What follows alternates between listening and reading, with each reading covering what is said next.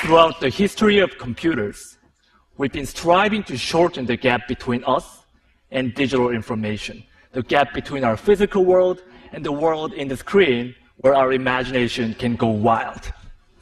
And this gap has become shorter,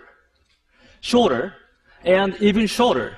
And now this gap is shortened down to less than a millimeter, the thickness of a touchscreen glass. And the power of computing has become accessible to everyone. But I wondered, what if there could be no boundary at all?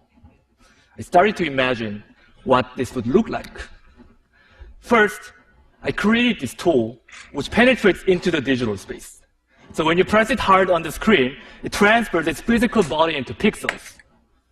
Designers can materialize their ideas directly in 3D, and surgeons can practice on virtual organs underneath the screen. So with this tool, this boundary has been broken.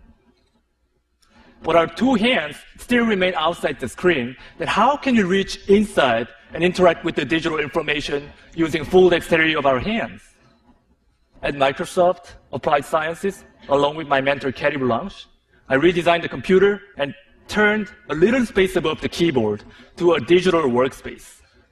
By combining a transparent display and depth cameras for sensing your fingers and face, now you can lift up your hands from the keyboard and reach inside this 3D space and grab pixels with your bare hands.